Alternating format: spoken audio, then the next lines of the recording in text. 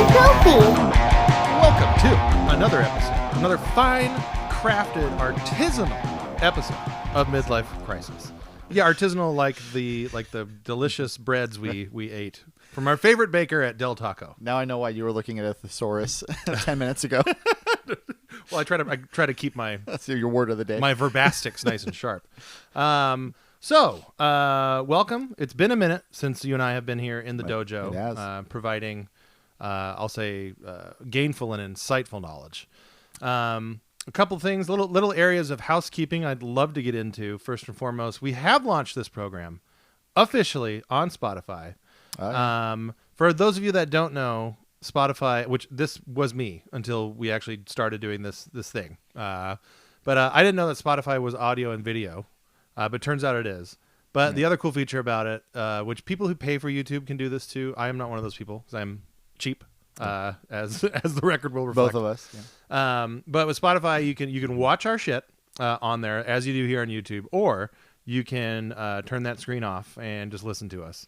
And we had conversations about potentially editing out certain material from the shows because they wouldn't make sense to listeners. Yeah, about that. And I stood up firmly and set both my size 14s down on that.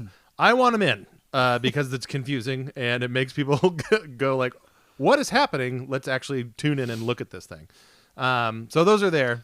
But yeah, the way we're doing it, and I want to give a special shout out to Mundo, our guy who's helping us with this stuff. I will now christen him Wonder Mundo. I like that. Yeah, Wonder Mundo's fun.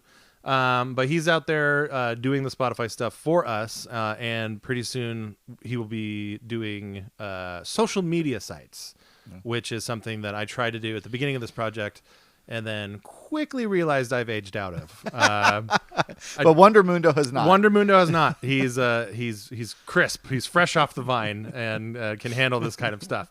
But yeah, there's a TikTok out there that's still a thing. I haven't posted in a while, but it does exist. That was the only other thing that I ran besides this. But I tried to do Facebook and it was immediately banned, immediately, because I put in the name as Midlife Krisis instead of someone's name, which I think happened to us again. So for the record, I just want to say I don't give a shit at all about Facebook. I think it sucks. How could you, Brian? Yeah. How could you? You're You're going to tell me MySpace next is not a platform that we should be utilizing? Friendster? I would never. Friendster? I've always been pro Friendster, pro MySpace, pro Tom from MySpace. He was my first friend. Exactly. I think he stayed in my top 8 for the whole time. For the entirety of me enjoying that website when I was creating fake band MySpaces every weekend, as you do. But anyway, so yeah, we're on Spotify. Check that out if you want to listen to us and not see us, or if you want to listen to us and see us, but just in a smaller little screen format. So that with that, all that stuff's out of the way. All right. No other housekeeping? No other housekeeping as of yet. You're not going to ask me about an update on Taylor Swift and Travis Kelce? They're still together. You know what? Let's do this. Let's go ahead and punch to the single. This is this is the Swifties update. You heard it here first on Midlife Krisis. So I'm gonna throw it to my man, our man of the field with our Swiftie update. Shoot, Tiger. So the update is they are still together. Thank God. They've been together, I think, a total of 6 weeks now, which is 5.5 weeks longer than I thought that they would be together. So did you make proclamation on the show? Did you give them a time? Not a specific time, but had I given them a specific time, it would have been less than the time that they've actually been together.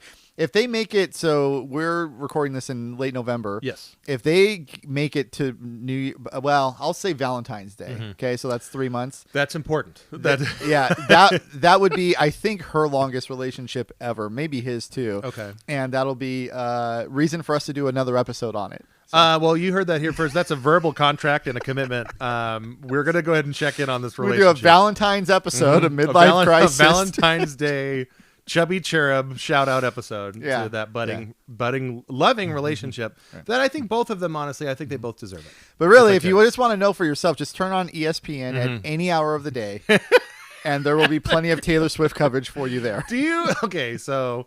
all right. The way I want to phrase this is a question. I'm getting to it. As a person, so you're an interesting character study in that you are a huge avid sports fan, multi-sports fan. Yes. And you're also Can I say devout Taylor Swift fan? If I say devout, is that too hyperbolic? We've gotten so much material out of this bit. I respect her artistry. Okay. If you actually ask me, like, what are my favorite Taylor Swift songs, it's a little too poppy for my taste. Okay. It's a little too teenage girl for my taste. Let's make it clear. We've gotten some good material out of it. It's fine. But as an artist, I just respect the hell out of her career. She literally owns the world right now. Yeah. And it's impressive how she's done that. She's universally beloved. No real skeletons in the closet that have come out. No real controversies to speak of. It's just kind of cool that in a time when everybody is hyper scrutinized and everybody has some sort of fatal flaw that we all, especially with social media and all that we all pick people apart over, she's been relatively, it's like there's just very few people who are like that. It's like her, like Weird Al Yankovic kind of has that reputation. Thank you for correctly calling out. Lord and Savior Weird Al Yankovic. Steve Irwin, who's freaking dead, so he can't. So his reputation can't be tarnished anymore. I'll throw one in the hat. With the exception of a light domestic abuse charge from 2007, I would like to throw Stone Cold Steve Austin's name into the ring. Now he's proof that people can grow and change, and he has done both. He has both grown and changed. He is a new man. He is a global icon and a national treasure. Other than that, Mrs. Lincoln, how was the play? Other than a brief dalliance with alleged domestic violence in 2007, a one and done, mind you, a one and done. Oh man, he has maintained a line. You missed your calling by not going to law school, Brian, because that framing was just look. All I'm saying perfect. Is when he came out for WrestleMania, not this past one, but the one before. He was treated with a public ovation of jubilous display. I thought you were going to go for your boy Keanu, who you got to spend a whole day with once. He's also you know what? Look, largely beloved. He is definitely largely beloved. My experience with Keanu was very similar to those that you read about online. He could not have been nicer. But what I wanted to highlight was that the growth and change of Stone Cold Steve Austin and how one could sink that low and pull himself out of the gutter and become the global icon and national treasure that we all enjoy today. But to put a little wrap up here. So Steve, make sure you like and subscribe to our show after that ringing endorsement. Uncle Steve has already done that. I do have his address. Don't ask me how I got it, but I've corresponded and he said double thumbs up. Excuse me, double birds up. So to wrap up Midlife Krisis' Celebrity Corner, celebrity relationship gossip corner, I'll say I agree with your points about Taylor Swift not being a shitty person. Yes. I think it is important to highlight it, and we should continue to highlight it. And may she continue to produce the same GDP as small countries, and then bestow the wealth down the line to all through her crew and the people that tour with her. When her meth problem comes out, we're both going to be equally disappointed. We're going to look pretty bad when it comes out that she has hunted and eaten homeless flesh. Not too dissimilar to the Ice-T vehicle surviving the game. Hey, yo, boys, I'll wave. Check the barrel. Okay, so that's such a good reference too. It's obscure. It's mid-90s, right? So perfect for Midlife Krisis, right there. And it really is. And it really is a good movie. Yeah, it's a really good movie. Well, and entertaining movie. It's a legit. I'll say good. I'll say both entertaining and good. Okay, but let's. So that was an example of film criticism. Some good, decent film criticism that we just traded back and forth. Okay, so do a nice, smooth segue into the show topic. Which is. I'm going to shit all over video game criticism. Hear us out. Well, I don't know. Okay. I don't know necessarily if we're going to all the way shit on game criticism. I have some things that I do want to talk about. In front of us here is a bunch of old video game magazines. Each one's different. That is loaded with game criticism of the era. So we're talking, I think I have here from like 94 to 2000. So that coverage of video game journalism. But and then I know you want to talk about some more modern stuff. There's a game that we're going to talk about that you and I both hold in like insanely high esteem. I have like a page of notes on this specific. I'm sure you do, and we'll name that game when we get to it. But and the reviewer and by name we're going to go for it. Yeah, we're dropping bombs on this. All right. I'm glad we got all that Taylor Swift stuff out of the way, so that we can be cleansed and ready for the defensive. Okay, so how do you want to start? Do you want to talk about? Do you want to go from the past into the future, or do you want to go contemporary and kind of like pepper this stuff in? Because this is kind of your topic here. So it's interesting that you brought up these old magazines, because it all falls under the same umbrella, but the nature of game criticism has changed over time. Oh yeah. And since you did that, I think maybe it makes sense to start in the past with what you brought here, which had its own problems. This show, I think, we're going to be largely critical of the criticism. Yes. And the things to be critical about, I think at least, have changed over time. Like my complaints about game criticism since 2010, since really the final death of print media, is different than my criticisms of game criticism in the 90s was. Okay. And specifically, and maybe we could just start with this, we've talked previously about like Nintendo Power. Yes. Okay, and Nintendo Power being owned by Nintendo and then doing reviews of games. Slightly problematic, yeah. And all their first-party games are just like glowing reviews. Glowing reviews. And there's no... Well, how do you... Look, Uniracers is going to get a high mark no matter what and you do. I don't know if I certainly rented at least Uniracers just based off its glorious reviews in Nintendo Power. And then the hype before the game had even come out. And I was like, wow, that's really weird that like a game about being a unicycle... doing tricks on tracks, and it's like that's a must-have game. But Nintendo Power is telling me that's a must-have game, so and they would never. I guess it is. They would never ever do something that disingenuous. So So I'll ask you this question. Okay. So we're both teenagers in the 90s. Yep. We both have subscriptions to Nintendo Power. As you do.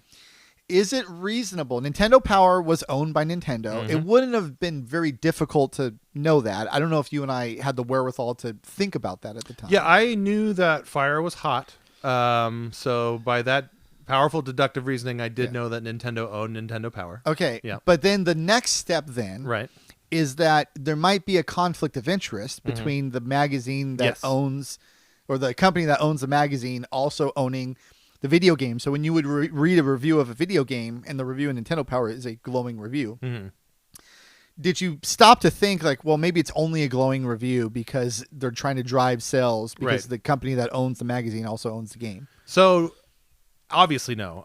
What I knew, as a kid, so my subscription to Nintendo Power started I think in 1996, I want to say. Late bloomer. Well, I was a Game Pro man.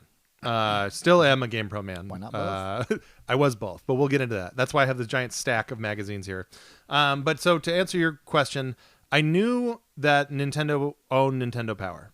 What I didn't know was what that would really fully mean. And so not just with Nintendo Power, but all of these games here, I didn't know what any of this stuff really meant until I was older and either read stories about how these operations ran or like through adult life experienced eyes, going back and reading some of this stuff and seeing how certain things were fishy. So Nintendo was by no means alone doing what they did. It's just that they happened to be the biggest name at the time and had enough clout and financial backing to be able to make a Nintendo Power and have it be successful and everyone wanting to get it. But for me, a more egregious offender of that is GamePro. So let's pull some magazines out here. I think it'd be kind of fun to just pull one, grab a review. Of course, you go Nintendo Power. Obviously, you're going to do that one. I'm going to go with GamePro. Real quick shout out to this one. I just want to show this guy off real quick. So this is an issue. This is a special issue to me, near and dear. Ren and Stimpy. But this is a video games magazine, which was a Larry Flint publication. The Larry Flint, as in Hustler, also printed a bunch of other magazines that were less porny. But this is the first video game magazine I ever bought, ever. Like this for me, this is September of 1993. And it's not the original one that I used to own as a kid, but I did repurchase it on eBay. But so for me, it kind of my fandom all kind of lives and dies with this one magazine, which is pretty cool. And there's also at the top corner here, which I will show on Uncle Bob's cam. Top corner of that magazine has the Sega Genesis blood code for Mortal Kombat. So it's right there. It's a resource that you can easily flesh out there. That's worth the price of the magazine by itself. 100%. So, okay. Your Nintendo Power might be a little bit more egregious. So I have, this is a review for Wayne's World, the PC adventure game, not the Super Nintendo Hop and Bop game, which I think was a THQ number if I'm not mistaken. So the Wayne's World PC game, I'm not going to read the entire review here, just some select copy, but review-wise, so the way this magazine handled their ratings was you had 4 categories. You had sound and music is one category, graphics, playability, whatever that means, we'll get into it, and then an overall. So Wayne's World scored all 8s in all of these categories. So an 8 in music and sound, an 8 in graphics, 8 in playability, and an overall score of 8 out of a 10 scale. And if you've ever played that game, really, it should have been a 10 out of 10. Obviously, it should be a 10 out of 10. No one is going to second guess that. That's clear. Welcome to my dungeon of terror. I am the one they call Uwe, and I am here to bring upon a ritual of blood and evil, sacrifice to the gods below.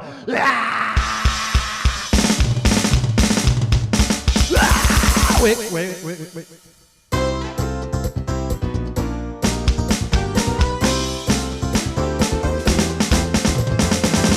Having fun with my friends, going to the park with my friends.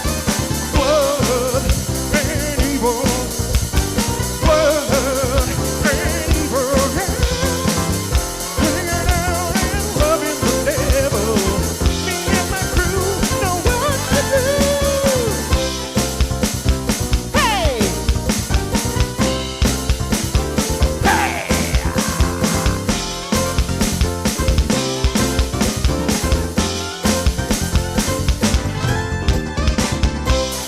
My friends over at the school, reading shit and looking really cool, yeah. Ooh, I want you to be my friend in darkness.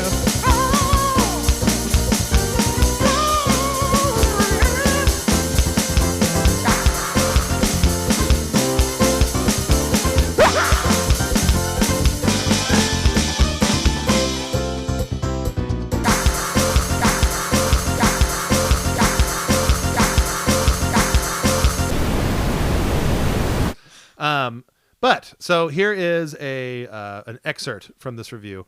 Wayne's World makes me hurl, not. Everyone's favorite headbangers have made it onto the computer screen, and they're in trouble.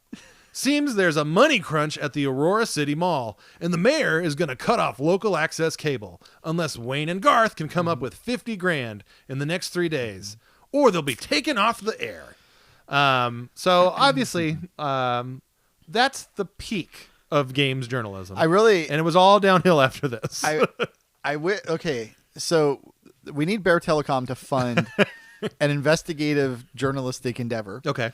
And in this endeavor, we're going to go around to all the worst games that existed in the 90s. Thinking like Home Alone. I'm thinking like that had all these like completely fantastical plots. Bill Laimbeer, college basketball. That one is sort of self-explanatory, but and we're going to track down the people who were in the room when the game was conceived and just ask them. Were you guys loaded on coke? Had you ever actually seen Wayne's World the movie? Like what was going on there? Had you ever played a video game? Like what was the genesis of the idea for this Wayne's World video game? Just tell me. I want to know from whoever came up with it, like where the idea came from for that track. For that for that hot garbage. Well, first of all, it's not hot garbage. We have it on the record. It's an 8 out of 10. Yeah, that's right. So okay, what I want to get into with all of this stuff, all these video game magazines. Let's just examine the magazines at a glance, just real quick. Just open up a random page and so this is Game Fan, which was kind of more of the hardcore gamers game magazine. So this one has a lot more like written word, and they were famous for having tons and tons and tons of screenshots. And that's a big deal because before the internet, like seeing pictures of upcoming games was not as easy as it is today. So Game Fan largely made their nut on that stuff. But like any other of these magazines, it's loaded full of ads as it would. Yes. That's how you paid the bills on a magazine. So Game Fan is they have ads obviously because that's how they paid their bills. But compared to something like a GamePro here, which so this is a thick magazine. This is 270 pages. They were always real big, yeah. And there's all these inserts, all this stuff. The majority of this magazine is ads. if you comb through a bunch of these magazines as I do, because it's, it just transports me back to the warmest and fuzziest of memories. Right. But like you'll see an ad for a crappy game, a game that just sucks cheddar cheese on Sunday.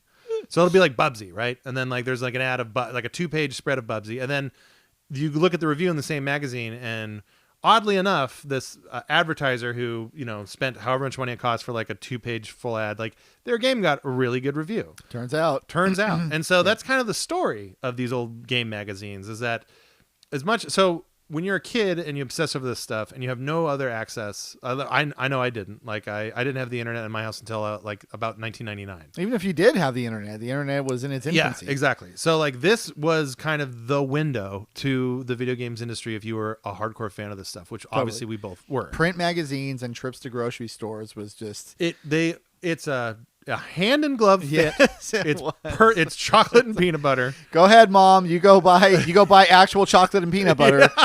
Well, I just sit Indian style on the floor on the floor and of the read these fucking magazines. You're damn right. I mean, crisscross applesauce. Totally. I'll patch that in. So yeah, like basically. These are all lies. Everything on this table is a beautiful window to childhood appreciation. These are magazines of lies. They're all lies. So GamePro, famously, they have a 5-point scale where they had, and I want to highlight this one just because. So most of us have seen this. If you know GamePro, man. It's almost incomprehensible now. Yeah. Okay. So right here is and we'll see if that camera gets it there. So those are the faces. Those are the faces there. Yeah. So this is WCW Super Bowl. I'm very happy that I happened to flip to that page. But Super Bowl got 3.0s across the board. Oh, and 3.0 across the board. So the categories for GamePro were graphics, sound, control, and fun factor. Which is, if you look at the video games one over here, they had a catch-all category of playability. Yeah. So I ask you, sir, what does that even mean? Okay, I'm glad you said this because I don't have an answer. Yeah. and I read dozens of issues of GamePro and then always wondered. And then also like when they do 4 categories like that, it's you're giving equal weight to the categories, which in some games is probably unfair. Yes. There are games where sound just matters less than the graphical fidelity or just the gameplay or whatever else. So there's that. But then really the last category should be an amalgamation of the first 3, if anything. Right. It's like the fun that you have is based on the graphics that you're looking at, the gameplay that you're experiencing. And they don't. One of those categories is not like narrative or story or anything like that. So GamePro has it's graphics, sound, control, and then fun factor. In video games was graphics and sound was its own category. Or I mean, music and sound is its own. Yeah. Then graphics. Then there was an overall that was and playability. So they're mixing and matching. Yeah, exactly. So like. There was no standard for any of this stuff. And I think my broader point in games criticism is just like in any sort of criticism. And this will be my overarching thesis to this 2-part discussion that you and I are engaging in. Okay, so we are 20 minutes into the episode and we're getting the thesis of the episode. 22 minutes into the episode. And this is my personal thesis. You might actually have a differing opinion. I don't know. But so just speaking totally personally, I understand the value to criticism. And I mean, like, underline the term value.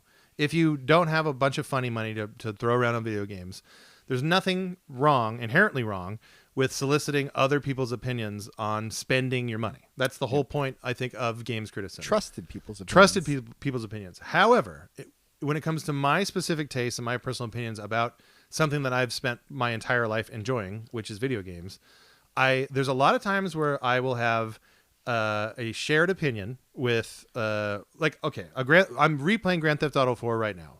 When that game came out in 2008, it was like 10s across the board. At the time, I would concur with. I feel that it was earning or deserving of the 10s that it got. And going back and playing it today, like and still accounting for the context of when it came out, I still think it deserves the scores that it got, even though obviously things have changed and like video games have gotten better. That's the highest praise. If 15 years after the fact, then it still holds up for sure. But we recently played a game on this show that like is beloved by me. That was Cubivore. Yes. And you played Cubivore. No, I mean, obviously you didn't sit there and do like a full playthrough, although I absolutely encourage that you do. But like that game got, out of 10s, like 5s and 6s, even 4s, I think. Yeah. And I think that game is awesome. Like, I think it's super innovative. I think some of the things that you would levy at that game as a fault is actually it's not a bug, it's a feature. Like the overly minimalistic style of the graphics and stuff like that. Like if you change some of those things, Cubivore is not going to be Cubivore. So for me, like I'm someone who I am a complete fence walker when it comes to games criticism, games reviews, whatever you want to call it. Like sometimes I agree with him and sometimes I vehemently disagree with them and disagree with like the whole notion of them. Like, cause I typically don't have a personal need to follow other people's opinions on works of media. Typically. I have two questions for you. The first one on the topic of Cubivore is a pretty good example, so I'll just ask you that specifically. Mm-hmm. When you see Cubivore reviews come out and the reviews they differentiate from your experience, mm-hmm. in that, I'll just ask you for that specific game, but then also just more broadly. Well, I have another one in the chamber too that I'll just throw this out because this fits exactly with it too. So one of my all-time favorite video games ever, all time, is Deadly Premonition. The original Xbox 360 Deadly Premonition. I love that game so much. It like positively impacted my opinion of the medium. Like I love it. I love it so much. Does it control like trash? Yeah, it sure does. Is there a bunch of like weird bugs and like kind of like, fluffery around the game that could have been smoothed out if it had a lot more money? Yeah, that's fine. That's fair. But it's one of my favorite games of all time. I'm not alone in this opinion. And at the time that it came out, so many people didn't really understand what the game was or what it was setting out to do that kind of across the board, that game got like abysmal reviews. So it got like 2s and 3s out of 10. So put that in this category and hopefully you'll remember your question and how you're phrasing it. Two questions. Two questions now. But for me, like those are two examples of games that like I hold in like really, really, really high esteem. Probably I would say they both are in my top 20 video games of all time. And both of those games were critically shit on in like real deep and like kind of mimetic ways. So continue. So then the question is when you have an experience, an actual gameplay experience that differs so much from the critical consensus around a game. Yeah. And again, I'll just ask you generally, but then also with these two examples that you brought up, do you say to yourself, like, everyone else is wrong, Deadly Premonition is a good game, and all those reviewers are wrong? Or do you say, I see why they said what they said, it's just that I'm just sort of conditioned in a way that I like this game despite all of the problems that I acknowledge that the game has? Okay, so it's the latter. I do see. Okay, let's take both these games. Let's take both key categories that were equally shit on for both reviews. So, Cubivore was shit on because of the style, the graphics. Yes, I understand why people would be turned off by an overly minimal art style, but like that's a choice and that's an aesthetic. And there's a lot of like different forms of art that use minimalism as a way to be impactful. So like while I understand that's subjective, and by the way, everything that we're talking about is obviously subjective. The whole concept of reviewing games, reviewing movies, books, whatever, like in and of itself is a subjective thing. It has subjective components to it. You wouldn't say it's entirely subjective. I say it's 100% subjective. Here's why. Here we go. Right. No, here we go. Here we go. It's happening. Okay. It's happening. It's happening. Right. So you like, all jokes aside, you enjoy the musical stylings of a Taylor Swift, right? No. Okay. So then try somebody else. Okay. You like the musical stylings of Jewel. Absolutely. Okay. All right. Now I'm not going to dare shit on Jewel. I won't do that. Not on this show, Brian. Not on your watch. Not on this show. However, I like really like borderline illegal sounding death metal, like shitty, like, and I mean shitty and like, I love it, but like, I understand why so many other people would hear the garbage that I listen to and be like, not only like, like, oh, well, okay, maybe I can kind of get into this, but like people will hear it and be repelled by it. Yes. So like, how is that not entirely 100% subjective? In the same way that like, for me, Deadly Premonition impacted my viewpoint of what constitutes a good modern video game. Whereas other people were like, the driving is bad, so game turn off now. Right. So, okay, let me try to approach the topic this way. I've used this example previously. Let's take somebody else whose music I love, Paris Hilton. Okay. Only on this show are you gonna hear us talk about Deadly Premonition and then Taylor Swift and Paris Hilton in the same go. If we, or you could do it to acting or whatever artistic medium that you want. If you're going to say that something is inherently subjective, then there's a sort of nihilistic quality that you have to, you get to that endpoint pretty quickly where you're going to say Paris Hilton, musician, just as talented as, say, Whitney Houston was, just as talented as, say, Beethoven was. Who cares? It's all art. It's all subjective. And if you hear her pop sounds and that you like that better than whatever Mariah Carey is doing or anybody else, then it's like, who's to say one opinion is better than the other? So I acknowledge that there's a subjective quality to any kind of reviews or any kind of impression or conclusion that you reach about the artistic merit of a thing. But if there's not any objective standard, if there's not some objective component to it, then we're just going to be at a point where you could say that one thing is just as good as the other. And first of all, I know that you don't even think that. I know for a fact that you don't think that. You think that the death metal that you listen to, there's a quality to it. Yeah.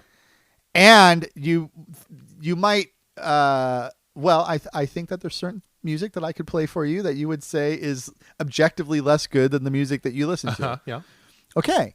So you would have to base that on something. And I doubt that your something is just, well, the way that my mind works is just like this sonically, this just sounds better. It hits the dopamine receptors in my brain better. There is an isolated gene that is identified that if you go to 23andMe or any of those other like gene surveillance companies, there is an absolute isolated gene that is for people who tend to gravitate towards extreme sounds and extreme music.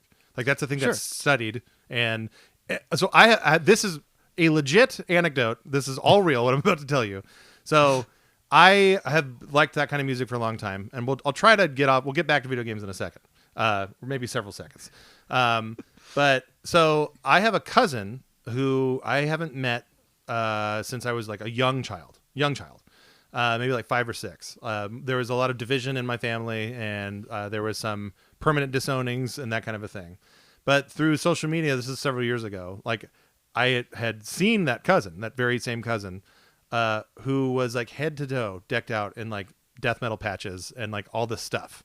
And so like, while it's not, I wouldn't go on a courtroom stand and offer this information. It does mean something anecdotally that if we share the same gene pool, and I am this way, and so that's all nature. There's no nurture there. It's just nature. Sure. And he went off and discovered this very like niche, like subgenre of music that he's obviously very passionate about. That happens to be very similar, if not the exact same, as the stuff that I'm very passionate about. Yeah.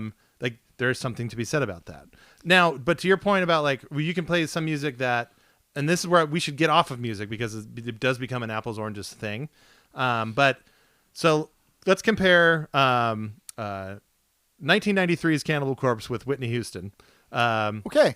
So Whitney Houston had a level of musicianship in like her voice and the way that she styled her music. Right. But in terms of like actual playable technicality, like the athleticism involved in Cannibal Corpse and stuff like that, or then just follow that, just draw that line to where modern extreme metal is now. And like the musicianship gets crazier and crazier and crazier to where like what you hear, like you can't really understand what's going on unless you have like a trained ear. To some person, this is abject noise, but to other people who actually like participate in the construction of this kind of music, they can hear those things that make that music so challenging and so difficult to actually perform. Whereas I think a broader audience of people, a more evergreen amount of people can hear Whitney Houston. A lay audience, if you'd like.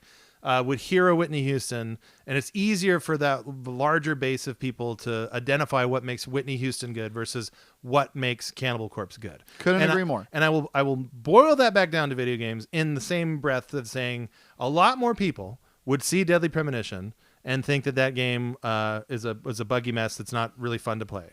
And there is a narrower bottleneck of people, of myself I'm a proud member of, where you would say that yes, Deadly Premonition is at times very challenging to control. Like, I cannot stress to you how funny the driving controls are, and especially in that original version.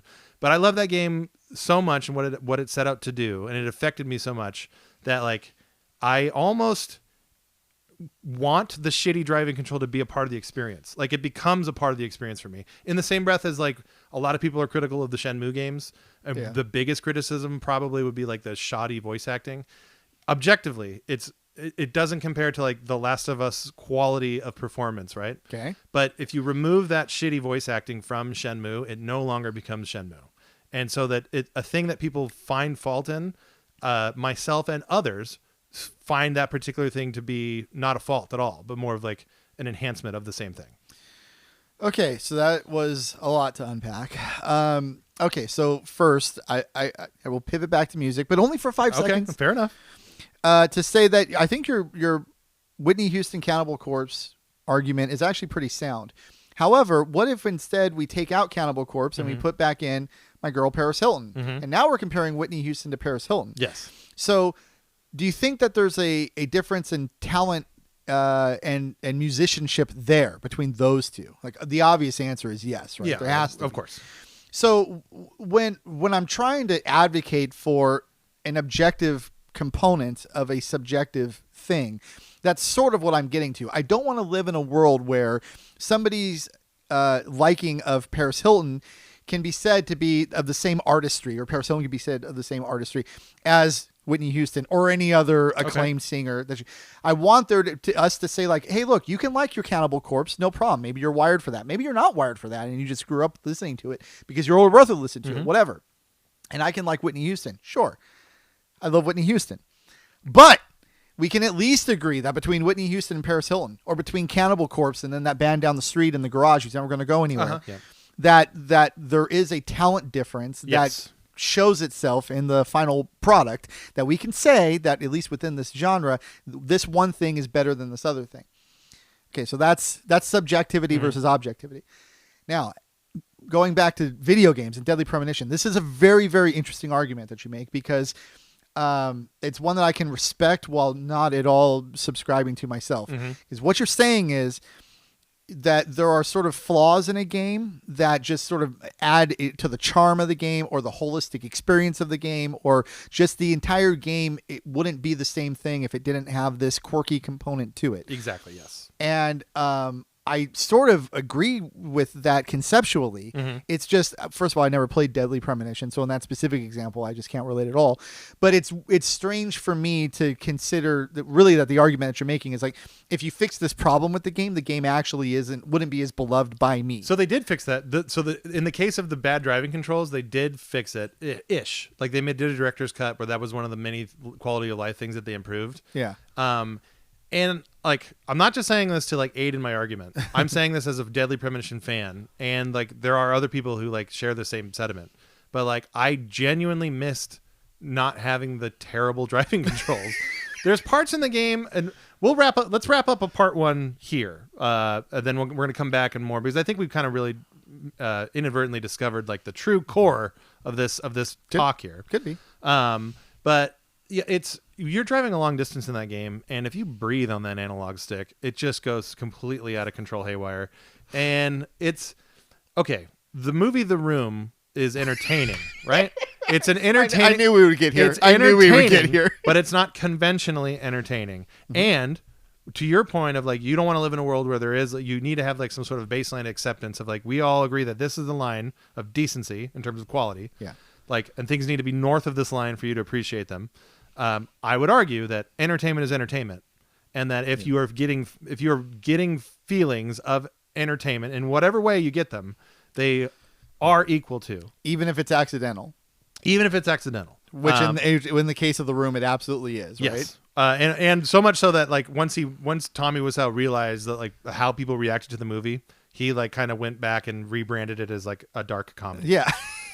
Yes. So there's obviously like opportunism there as well. Right. But that's just dumb luck, though. Is it? That's not really talent, is it? Yeah, well, and I get your point of what you're trying to say is like you want to give the talent, like the raw talent, more weight than the dumb luck. Well, no, because I think what you're going to say, what you should say is that, well, look, because we're talking about art and art is about aesthetics, you can spend 5 seconds drawing a thing, and if that creates, that is exactly what I would have said. Okay, like take a band like the Velvet Underground that people love, and it's such stripped down, like such dirty raw music, and compare that with like, I don't know, the Nelson Twins. And like, I'm not going to shit talk After the Rain. It's a catchy tune. Okay. It's a catchy tune. Man, we are really bringing everybody watching, and you're on Spotify. People are like, stop listening to this and listen to fucking After the Rain. Followed by Paris Hilton. You can throw some Whitney Houston in there. Then and Disgorged from Mexico. Then a little Cannibal Corpse. Brutal. Is Cannibal Corpse on Spotify? Oh, yeah.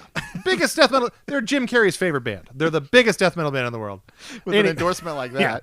Yeah. Okay. Well, we've chuckled enough. I think we've made some points-ish on part 1. Let's come back. Let's come back with part 2 and continue dissecting games criticism, their roles, their importance, or lack thereof.